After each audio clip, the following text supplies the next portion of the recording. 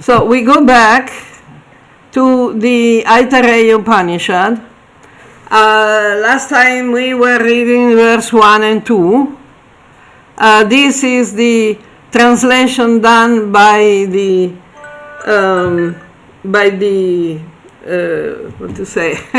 artificial intelligence. It will need some editing, but if your microphone is working, you please please let me know. It is working. Yeah, it's working. Excellent. So you can yeah. Oh, okay. It's a weird resolution, but it's okay. We are going to use that. Okay. Aitareya Upanishad. So we read again verse 1 to 2, and then we go to 3. Anytime you can stop me if you want to expand the meaning explanation like that. So let my words be in accord with my thoughts, let my thoughts follow my words. This is the invocation. O Radiant One, reveal yourself to me. May both thoughts and words bring the Vedas to me, and may what I have heard remain in my memory. I will unite day and night in the study, and I will say what is true, both in words and in thoughts. May Brahman protect me, may he protect the speaker. In the beginning there was only Brahman. Brahman thought, I want to create the worlds, and created ambhas, the higher subtle waters, which means the Karana, or the Karana ocean, or the ocean of the causes. Then he created Marichi, the space, Mara, which is mortal, that which is mortal, means the world subject to cyclical destruction, and Apa, the lower waters, meaning the gross material element of water, which is common to the bodies of all kinds of life. Now, verse 3. From all the waters of the causal ocean, Brahman created the Virat Purusha, or universal form, also called Brahmanda, the egg of Brahman. We are still talking about all the material manifestation that includes innumerable universes. So they are, this is the basic principle of the entire material manifestation. So the Brahman thought, these are the worlds. Now I will manifest those who protect the worlds, which means the various Brahmas, the Prajapatis. Okay. Using the water of the ocean of causes, he fashioned the human form of the Virata. It's like the blueprint from Brahma, blueprint for Brahma. So from this blueprint of the Brahma, all the Brahmas will become manifested. Is that clear?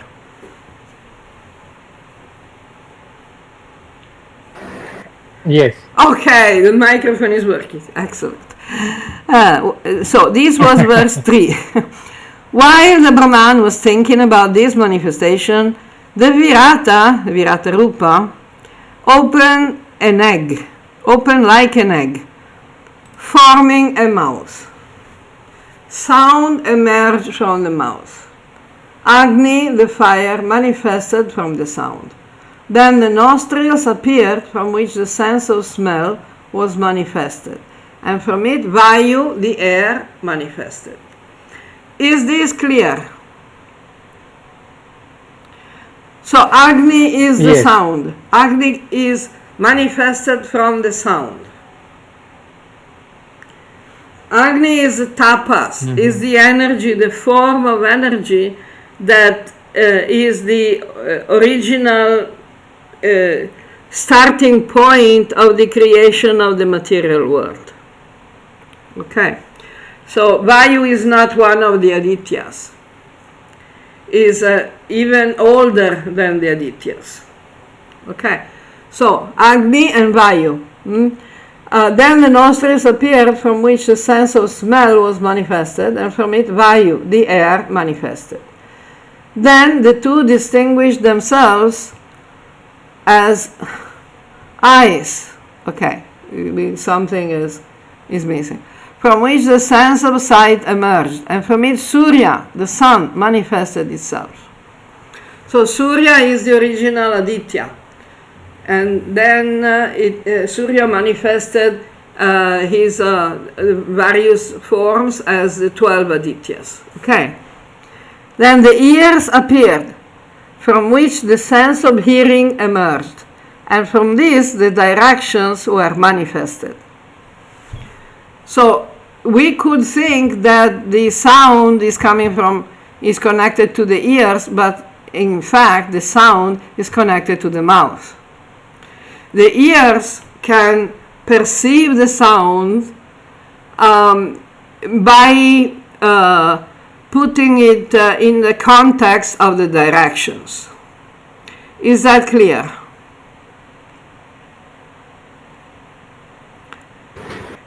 Yes. The Upanishads are not easy. They're not just stories.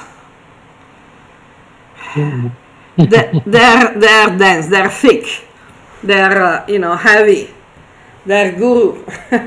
Okay. Then we have similar descriptions we've read in Bhagavatam also, right? Yeah, Bhagavatam. Yeah. But can you please? I cannot hear you very well. Is it okay or it's bad? Yeah. Okay, can you say again? I think I heard it, but I want to make sure. Yeah. What I'm trying to say is, in Bhagavatam we have heard similar descriptions. Yeah, exactly, because that is the process of creation. Yeah, this is the primary creation, and then we have the secondary creation. It's described in the Bhagavata Purana. Yeah. Okay.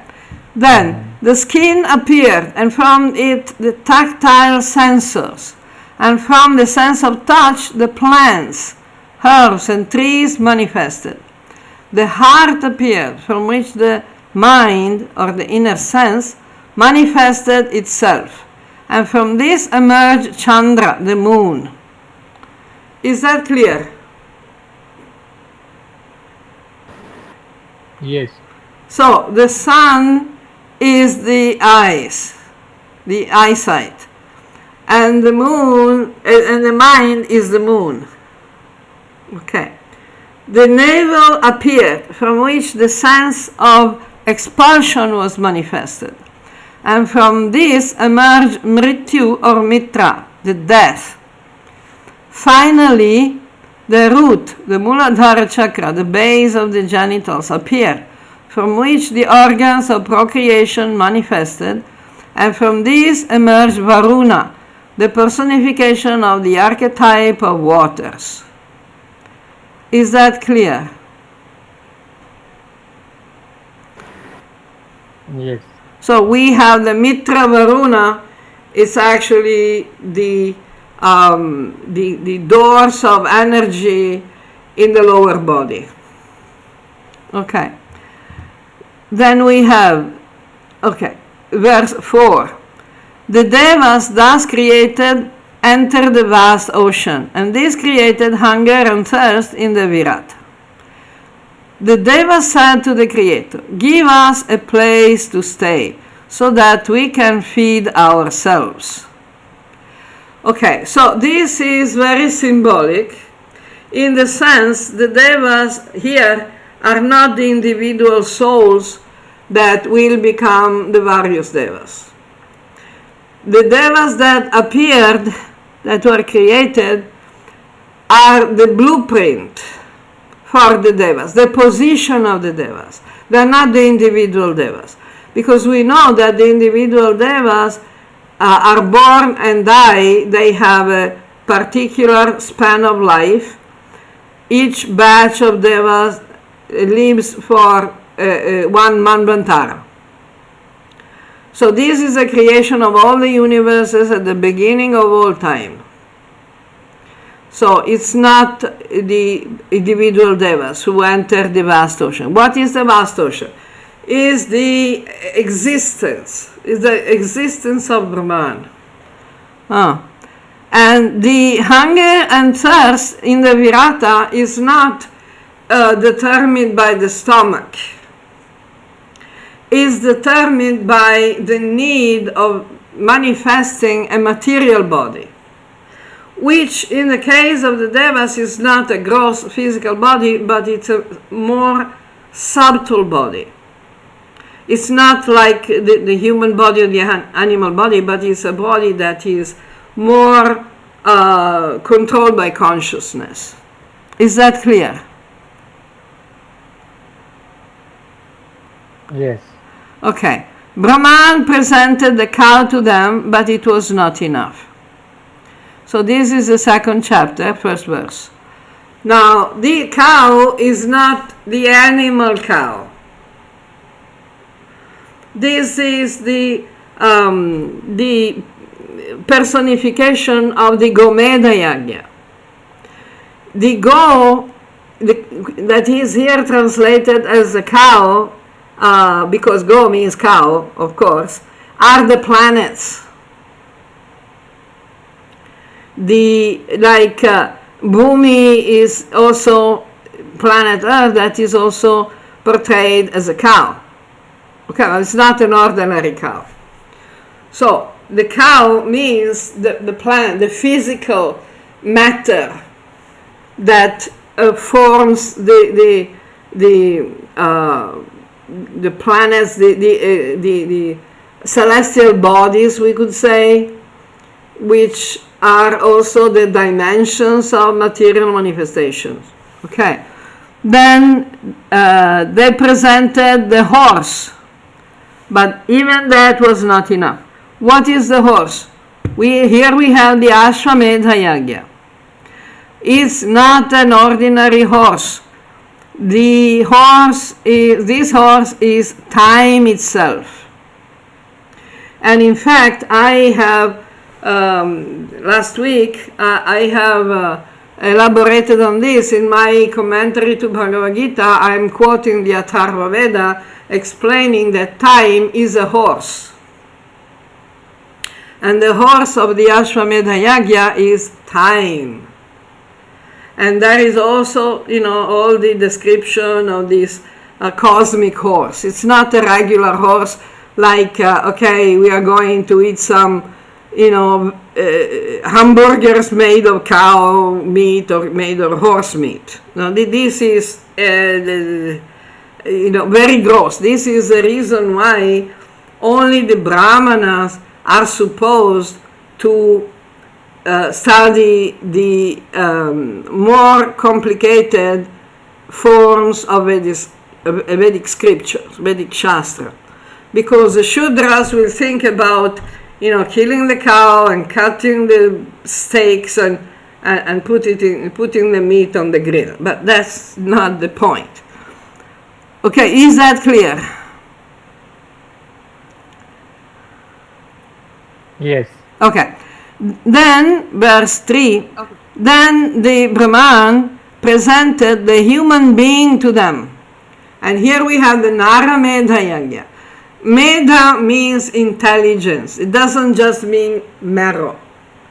So the gomedha is the intelligence of the cow, the concept of the cow. And the asvamedha is the concept of the ashva, of the horse. So the naramedha is the concept of the human being. So the human being here is not just an ordinary man. It's the principle of human life, which is the central point of the development of the Jivatma. Because the human being is the Dharma Kshetra. The Devas don't make choices. The Asuras don't make choices. The animals don't make choices, of course. The material, the elements don't make choices. But the human being can make choices. You understand? Yes.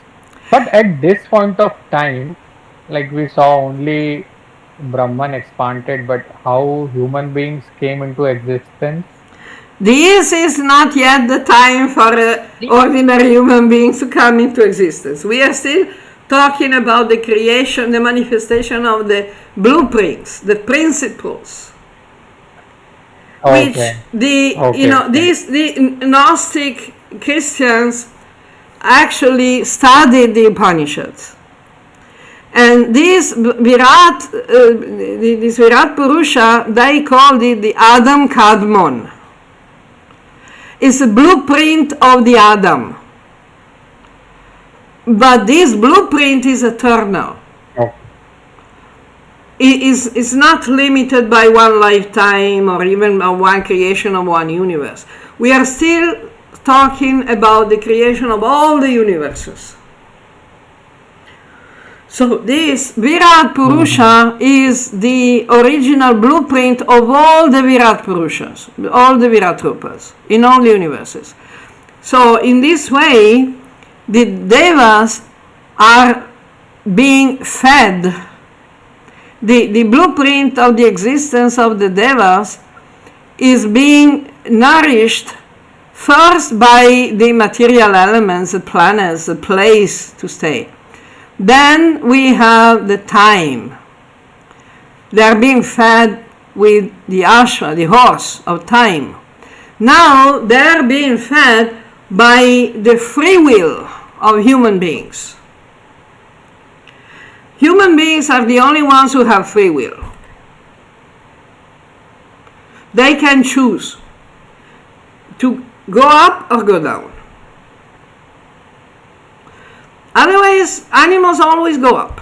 They never go down. Below the human being, you can only go up. Above the human being, like devas or asuras, when you finish your, if you don't go up, you will go down. But it's a natural process. It's not due to their free will. They're not making choices. So the real difference is the first verse of Bhagavad Gita. Dharma kshetre, kurukshetre, samaveta yuyutsavaha. The human body, the human form of life, the human blueprint is the Dharma kshetra. Because the human has to make choices and apply Dharma. The human being has to choose Dharma. He can also choose adharma, yeah, of course, the option is there. But if he chooses dharma, he is nourishing, he is feeding the devas. Am I explaining myself? Yes. Okay, because this is very thick. I can understand. Otherwise, the people who are very, materialistic, very identified with the body, people who have not actually understood Bhagavad Gita and applied Bhagavad Gita, they will see a bunch of so-called gods who like to eat meat. So they want animal sacrifices, and they want human sacrifices because they want to eat the animals and they want to eat the human beings. Can you see the danger here? It's very dangerous because the asuras take advantage of this. They present themselves to ignorant human beings as these gods, these devas, who want animal sacrifice. They want blood sacrifice of cows, of horse, and of human beings because they want to eat them. You understand? That's not a deva. Correct. But the point is, because this first of the Upanishads, this Mukhya Upanishad, can be interpreted in a bad way. And people can do stupid things. Okay. Then we have verse 3. Then he presented the human being to them, and the devas found him suitable. They said, verily, this is the manifestation of Brahman itself. Why the human being is a manifestation of Brahman? Because of consciousness. Because the cow, in the sense of material elements, and the space, we can say, and the horse as kala, the time, are not Atman. They are material elements. But the human being is a Jivatman, is Atman, which is not different from Brahman. Is that clear? Yes. Excellent. So Brahman then said, enter therefore, into your respective abodes. So Agni entered the mouth of the Virata as a phonetic organ. Vayu entered the nostrils as a sense of smell. Surya entered the eyes as a sense of sight. The directions entered the ears, becoming the sense of hearing. The plants entered the skin, becoming the sense of touch, connected with the hair. Chandra entered the heart, becoming the mind. Mitra entered the navel or belly in the form of the apana, which is the prana that pushes downwards. Varuna entered the genital organ in the form of sexual fluid for procreation. So, of course, we cannot see this in a gross physical manner. It's all symbolic. It should be clear that this description is a symbolic description. It's not a gross physical historical event. You understand? Yes. Good, thanks. So then we have verse 5. Hunger and thirst in their turn received a home, an occupation to earn a living, sharing the portions offered to the devas whenever an oblation was offered. Of course, hunger and thirst are not two individual beings. So they don't receive a home and a job, in the physical sense. They didn't apply to the unemployment, register. They didn't get a rental agreement, So they got their place in the manifestation, the physical manifestation, which means sharing the portion offered to the devas whenever an oblation was offered. This applies to all beings, including the devas. So whenever we offer the oblations, the hunger and thirst are the principles of consumption. When you accept the food and the drink and you consume it, you are giving a job to the feeling of hunger and thirst, to the principle of hunger and thirst. Is that clear? Yes. Good. Chapter 3, verse 1. So there were the senses and the archetypes that control the senses. Now it was necessary to create the food to feed them. Which are not the cow and the cow burgers, Verse 2. He, means Brahman, therefore thought of water, which through meditation manifested a form that was nourishment. So all nutrients start from the water. The water is the principle of nutrition, not just for thirst but for hunger as well. Now, next, verse 3. Nourishment was elusive, so Brahman tried to grasp it with sound. This would make it possible to feed oneself simply by talking about food. This means through mantra. Not just talking, telling a recipe, because that is not going to nourish yourself. If you're hungry and you're talking, you're reading a cookbook aloud, you're not going to be nourished. Actually, chances are you're going to feel more hungry. But this talking about food is the mantras that represent food. Okay. Then same, verse 4. He then tried to grasp it with a sense of smell. This would produce satiety,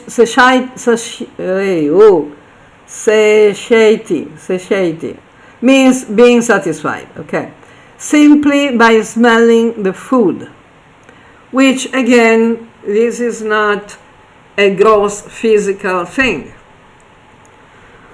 Then we have 6. He proved by hearing that he would give the satisfaction of nourishment through the description of food, then by the sense of touch that he would satiate simply by touching the food, and then by the mind that he would satiate by the mere thought of food. He also tried with the sense of procreation, and finally with the impulse of expulsion, apana, which managed to grasp the nourishment and devour it. So, you see, this is all symbolic. It is still speaking about concepts. And these same concepts we can observe even in the human body, in the physical body. But the physical body manifests the principles of the macrocosm. You heard the word macrocosm? Usually goes together with microcosm and macrocosm. Micro means small, macro means big. Yeah. Okay. So they say, lots of people, starting from the Upanishad, they say that the human body is a microcosm. That is a mirror, a manifestation of the great cosmos, the great universe. But not in the way that some people may imagine if they still have a gross physical identification. You are following, huh? Any? Yeah, trying to, but this explanation I'm trying to. Yeah, the explanation maybe is not explaining much. Like when we think from the senses, how senses with the touch and smell, how without actually consuming we can feel. So those at that level microcosm I'm trying to understand it. Okay, microcosm so means that oops. We have here. So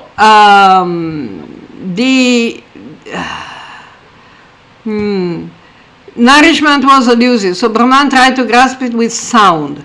That would make it possible to feed oneself simply by talking about food.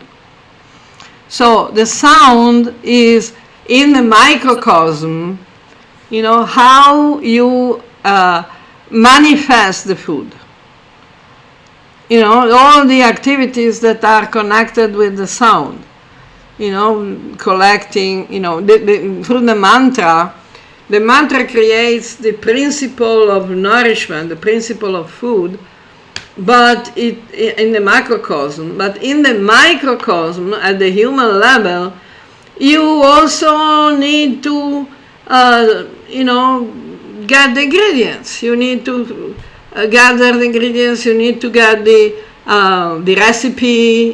This is all going through sounds. At a very basic level. Okay. Then the sense of smell.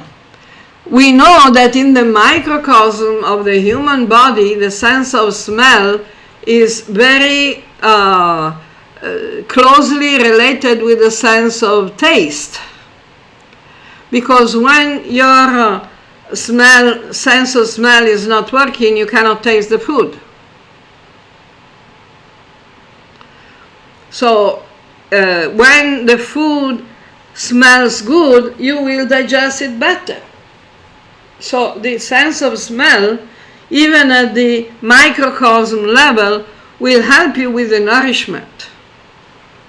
And at the subtle level, because it's a principle that applies also to the subtle level, when we offer food to the ghosts, for example, or to the devas, they just eat by the smell. They don't need to actually take the food and put it in the mouth and chew. So the food will still be there, but they smell the food. Okay. Then we have the hearing, the description of food. That is the seeing of food, the description of food. This is also part of the human level of the microcosm, because if you don't see the food, it's more difficult for you to know what you're eating. And the description of the food doesn't mean to be a verbal description, but it can also be in the mind, in the inner senses of the mind. You can think about the food. So if you concentrate better, if you meditate on the food, you concentrate on the food, you will be able to digest better. You'll be nourished better. Everybody, all the doctors are saying, when you eat, pay attention to what you're eating. If you just eat while watching TV or something, you don't pay proper attention to the description of the food, to the sight of the food, the smell or the taste, so your nourishment is not good enough. Okay, so you are going to get the calories, but you're not going to get the same, quality of nutrition. And by the sense of touch, you touch the food, which means the experience of all the senses. The food is not just the food that, physical food. It also includes all the food for the mind. I don't know, is that more clear now? Yes. Yeah, because it's not easy. So, then we have the mind, which is also very important, the consciousness, the attention, then the sense of procreation and the impulse of expulsion. So, this is the entire process of the nourishment, both at the physical level and at the subtle level. So the digestion of the food goes on still through the colon. You still, absorb nutrients through the intestine. Okay. So the Brahman thought, how can it exist without me? Which way will I enter? If sound is produced by the sense of speech, smell, image by sight, hearing by auditory apparatus, tactile sensation by the skin, thought by mind, expulsion by apana, and ejection by genital, what shall I be? Thus he entered through the opening called Vidriti, which means main slit or suture, generally identified with the crown chakra, the one which gives the most pleasure and constantly exists in the three states of the dream, which are the Swapna, Sushupti, and Turiya. Okay, now we are verse 12, okay? Should we stop here or should go on? No, we can continue. Oh, okay, it's already 8 o'clock. Yeah. So, if you want, we can continue. But I think we can continue to process this meanwhile. Yeah, we can digest it. In the meantime, we can digest it. Okay. So, thank you so much. And Thank you. yeah, we'll see next week. How it will go? Okay. Jai. Jai Jagannath. Jai Jai Radhe. Jagannath.